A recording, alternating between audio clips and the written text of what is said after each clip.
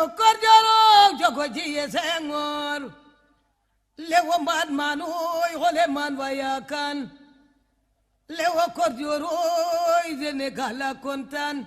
Lewo korjoro madokano serer. Lewo wota ubo Senegala kontan. Lewo korjoro madokano serer. Lewo dayam no madne lewo polsing. Lewo korjoro madokano serer. Lewo korjoro yai fayo kajirulo. Lewo korjoro madokano serer. Lewo korjoro yai fayo kajirulo. Lewo korjoro madokano serer. Lewo wota ubo Senegala kontanu. Lewo korjoro yambe kodu gidmang. Yamon badmano yambe kodu gidmang.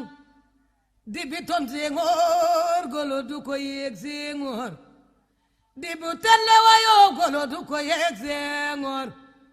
Mbalka jangi Senghor e gole man fayakanu. Noir, vêtu de ta couleur qui est vie, de ta forme qui est beauté, j'ai grandi à ton nom. La douceur de tes mains bande mes yeux. Et voilà qu'au cœur de l'été et de midi, je te découvre terre promise du haut d'un haut col calciné. Et ta beauté me foudroie en plein cœur, comme l'éclair d'un aigle. Femme nue, femme obscure, fruits mûrs à la chair ferme, sombres extases du vin noir, bouche qui fait lyrique ma bouche. Savane aux horizons purs, savane qui frémit aux caresses ferventes du vent d'Est. Tam-tam sculpté, tam-tam tendu qui gronde sous les doigts du vainqueur. Ta voix grave de contralto et le chant spirituel de l'aimer. Femme nue, femme obscure, huile que ne ride et nul souffle. Huile calme au flanc de l'athlète, au flanc des princes du Mali.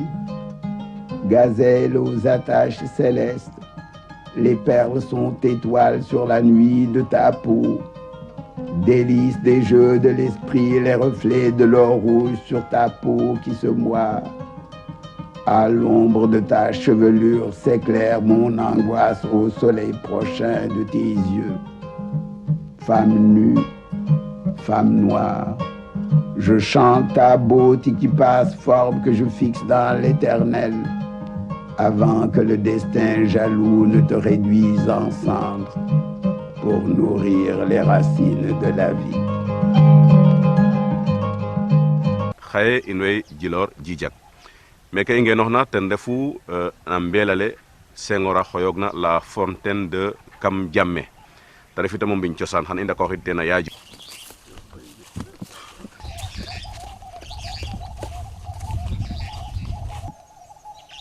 L'extrait de baptême de Senghor, établi le 25 novembre 1906 à Joal, indique qu'il est né le 15 août 1906 à Djilor sous le signe du lion. Tandis que d'après son acte de naissance rédigé à Gorée en 1908, il est né le 9 octobre 1906 à Joal sous le signe de la balance. Le numéro 42 du registre des baptêmes de Joal de l'année 1906 est libellé comme suit. Léopold Sédar Senghor, de Diogoye Badji Senghor et de Nilan Bakhoum, né le 15 août 1906 à Dirol. Parrain Léopold Diagne, marraine Marie-Madeleine Diagne, par le père Monsieur Juan. Le lieu de naissance est donc Djilor et non Joal, mais c'est qu'à cette époque, Djilor dépendait de la mission catholique de Ngazobine. Senghor a passé ses 7 premières années à Djilor. Il s'évadait de la maison pour suivre les bergers qui faisaient paître les troupeaux aux alentours. Et c'est pourquoi d'ailleurs son père reprochait à Yanilan les goûts paysans de son fils. La vie du jeune Senghor était enracinée dans la lignée maternelle. Senghor était un tabor. L'harmonie. il y a l'harmonie et dans la poésie négro-africaine, il y a en particulier des assonances et des allitérations. N'est-ce pas? Les allitérations, l'allitération est produite quand 2 ou 3 mots juxtaposés commencent par la même consonne. Et l'assonance est produite quand 2 ou 3 mots juxtaposés ou pas trop éloignés l'un de l'autre se terminent par la même voyelle. Et là-dessus, une fois de plus, le nègre est roi. Tenez, le fameux poète du champion de lutte, Lebou Pathé Diop. Ah, seulement il faudrait que vous disiez Yagana. Non, Dogele. Yagana, Yagana, Yagana, Dogele, Yagana, Daoren, Soganyew, Bissimla, Yamador, Randidor, Laula Chat, Laula Hel, Laula Bet, Laula La, Menyudam, Adama, Kuluhum, Ludigen, Sukejo. Wajanhanda, Tatulen, Goraïv, Goraïv, Chamela, Nyogoma, Wegewelo, Rekensanda, Heli, Banyabon, Banyabon, Banyabon, Belanga, Hamni, Ay, Banyabon, Dendejib, Darijib, Tamajib, Besabarne, Katiabor, Bambala, Chalanga, Hamni, Ay, Banyabon. Wala ambela leke ten en wa ambela le arjanna meke illa arjanna nanag aref kam jamme ten ta u nane wu sax sengo la la fontaine de kam jamme mais aref ambela la anona meke nakke annage gu yerni ti degel pis ken ngaje na bajan ke souvent anona yidne fa danga ka ngaje landet kama ko bale an nyaman ka konen donc waxtu ayira fa danga mek ayirida nakke aussi waxtu nu ayiri na fa ina ay 1h midi 1h jusqu'à 2h donc mek nakke fop angategu ayira men winwe aussi kana yirigu men ambelale waginu mu khayma en année parce que musi munanu ha wetandorna exactement ambelale ke manaref men parce que kay annatenre Djilor Fouroum il est fondé vers 1530 ne banong Senghor asuba ambelale ke à part yam Senghor Fouroum ayera sax mbelale ke anda akhatega minu majuf minden ajuf arefana gayna ko ntaw sax te légui Senghor il s'évadait de la maison pour aller suivre les bergers qui faisaient paître les troupeaux aux alentours du village. Troupeau ken nak meke ayerti degu. Aso aussi adjaga ha anone ten sak ou yarum tere utoko wali. Et comme les Senghor a été souvent c'est Toko Wali qui me faisait boire à midi entre les creux de mes mains l'eau mystique de la fontaine de Kamdjamé et me versait une libation au pied du palmier de Katamag. Donc keten egna sax ou de tangan digante ambele ke fu Katamag parce que Katamag djega la kaska ref na maga djega fangol va ref na ma donc djega djeg liaison fu ambele ke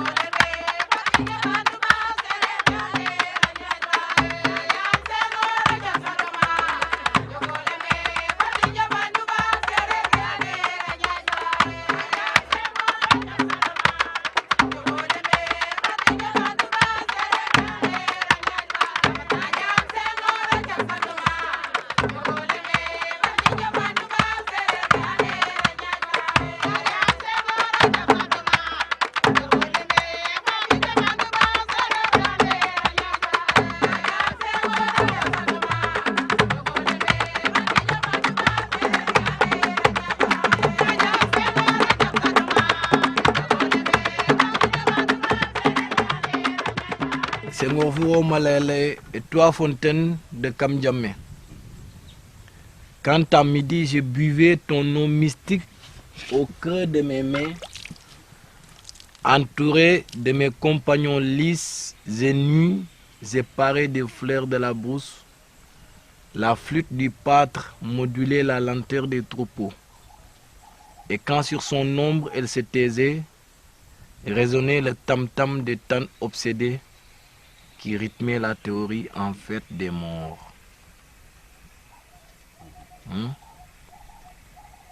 Kenny ten Senghor layu fontaine feke ten na egong mais fontaine fe arjanna ana en tant que tel parce que comme ne concept tanona ga ano mu waxtu nu rafna kabuta jege asuman jege abutan pour toujours anano buta ru rijit ina umiza ju fi da nga bo meg rek unaga mo fa rek oh la la ulaika.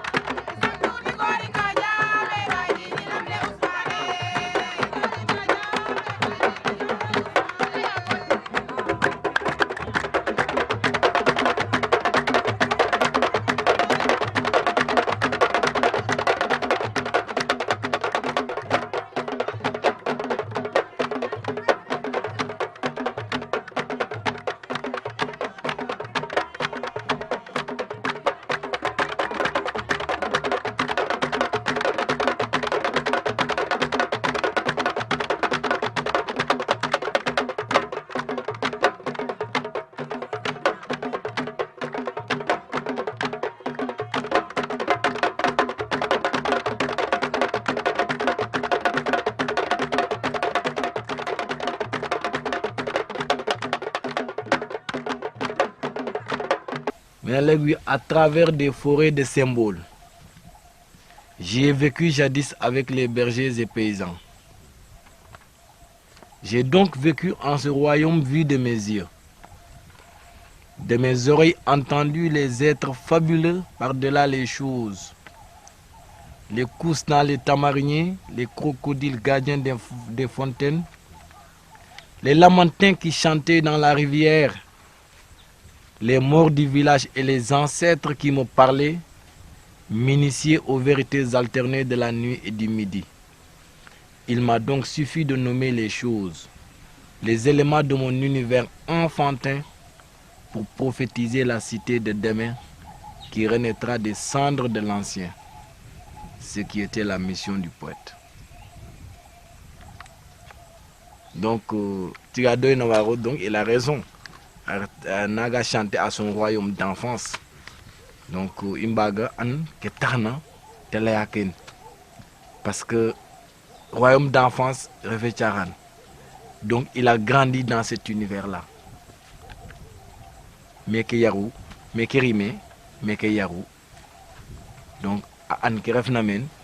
Ajika ka an nasare anaga nous la tant que Fadi Drobo Meke Wagi nous comprendre.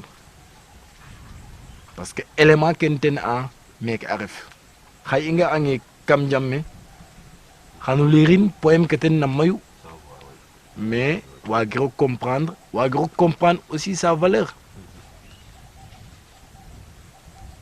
Donc naka yiramen pisa yiramen wina yiramen te buta pour toujours aref men ya leng anderna vraiment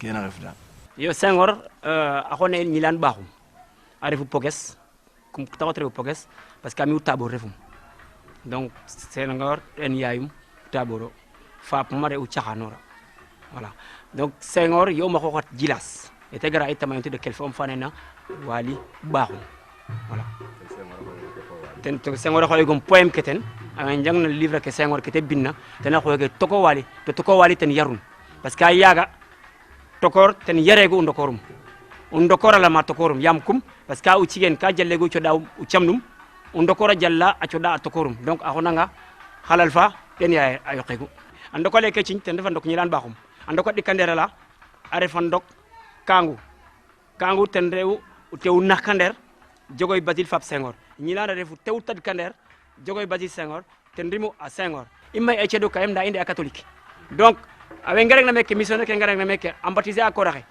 u jafle nga ngare gu meke u jafle nga ngare gu xidule donc a ngat anga après u xidu xasule to ɓengo baptisé ino t'étais obligé u dabaden u xidu feranu la Joal donc Senghor a extrait Dakar jegu a jega le 15 août 1906 a jega ɗikanderale a fait le 9 octobre 1906 mais xaga pour le baptême pour ngente nayo mais mbinne ko yanganga dananga menu yeng xanona xa ñoxor to kiro wiine pour ino koy win faaxo parce que a mose ngañ menu kin amande kus ka mbug na in itam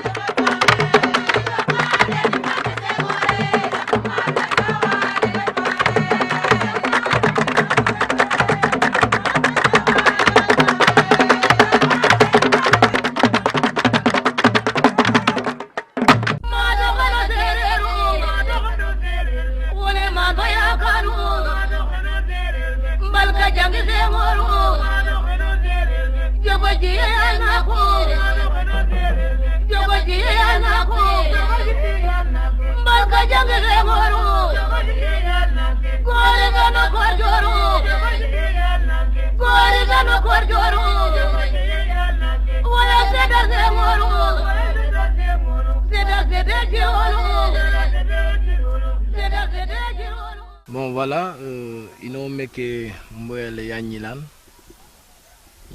Ndiémé aref ou tew jogoy Basile Senghor aref ou aussi troisième femme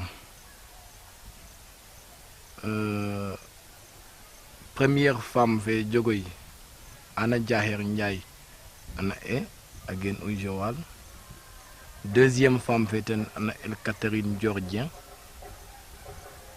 again au Gorée troisième femme fait Yanyilan Ndiémé again Djilor Fapuma gen Djilas ana El Dien Djilas yu umana El Maye Faye quatrième femme fait ana El Kangou Diouf again ou Djilor cinquième femme fait ana El Marignarum Diouf again au Joal. Donc Diogoy avait 5 épouses dont 2 étaient originaires de Joal, 2 de Djilor et 1 de Gorée. Et ces épouses donneront aussi à Diogoy exactement 41 enfants. Et Khaï Inouemeke Namboy sacré ne waganu malayit na tubab parce que c'est sacré le premier président de la République du Sénégal et ten refi te refi Yanyilan Ndiémé ajeg mayu ka te représenter na Djilor ajeg mayu ka te représenter na Senghor fangon feten aussi aref ou ka marqué na à Senghor dans son histoire parce que Senghor Fouroum sax alayan la mort de ma mère survenue en 1948 a eu un retentissement encore plus grand sur moi. C'était mon royaume d'enfance qui véritablement s'écroulait cette fois-là avec tout ce que cela contenait de rêves, mais aussi de bonheur. Quand j'ai appris la mort de ma mère, j'étais à une session de l'Assemblée consultative de l'Europe à Strasbourg, dans un monde encore plus étranger. Ma solitude était totale.